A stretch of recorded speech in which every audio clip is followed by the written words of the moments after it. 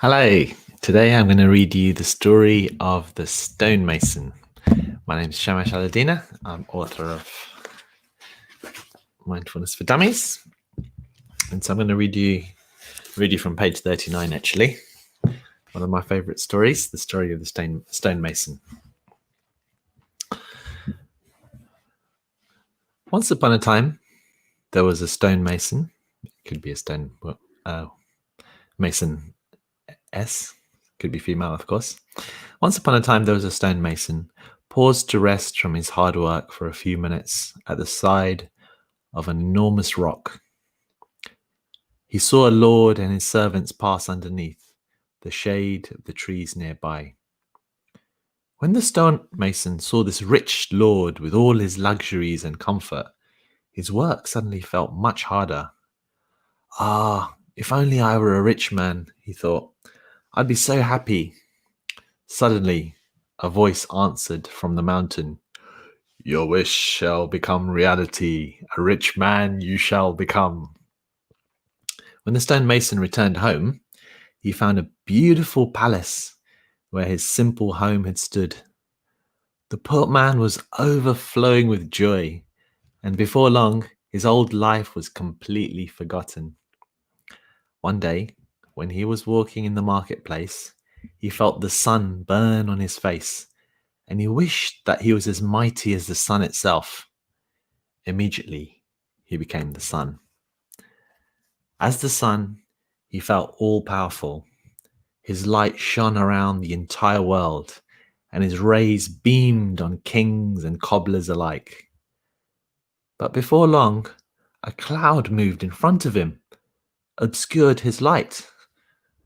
What's this, he wondered. A cloud is mightier than me? Oh, I wish I were the cloud. And then a cloud he became. He blocked the sun's beams, and for weeks he poured rain until the rivers overflowed their banks and the crops of rice stood in water. Towns and villages were destroyed by the sheer power of the rain. But he noticed that the only great rock on the mountainside remained unmoved.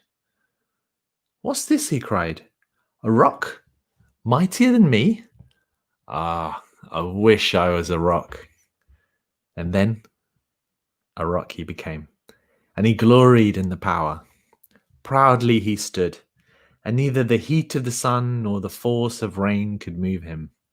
This is the best, he said to himself. But as soon as he heard a strange noise at his feet, and when he looked down, he saw a stonemason breaking him up piece by piece. Then he cried in his anger, Ah, if only I was a stonemason. In that instant, he became the stonemason once again and remained content as he was for the rest of his life. So that's the story of the stonemason. It's from page 39 of the Mindfulness for Dummies book. And it's funny, isn't it? It's our nature to always want something better. The grass always looks greener on the other side.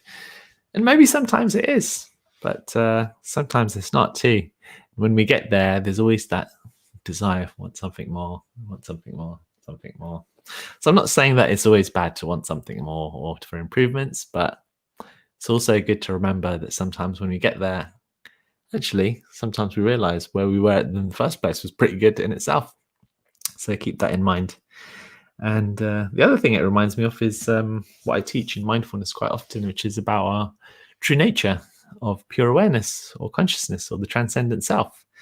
And we forget how pure and powerful our true nature is, and we think that we need to improve ourselves and get better, and whether it's doing it through the meditation or doing it through personal development or trying to do more trainings and stuff, there's that, but at the same time it's always worth remembering that there's a part of you that's always pure, perfect, and complete.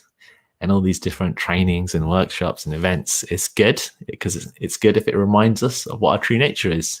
But if the trainings and education and the books and the improvement are coming from a point of view that I'm not good enough, and the point of view of I need to fix myself, then I think they're coming in the wrong space. Anyway, thanks for watching. In fact, let me know if you'd like a free copy of this. I've got some copies here I can send to you. Yeah, maybe if you just leave a comment in the comments below, let me know why you'd like a free copy, and I'll pick a winner, and I'll message you, and you can let me know your address, and I'll send you a signed copy today. Happy to do that. Thanks a lot for watching. Hope you have a great day, and I'll see you tomorrow morning. Bye for now.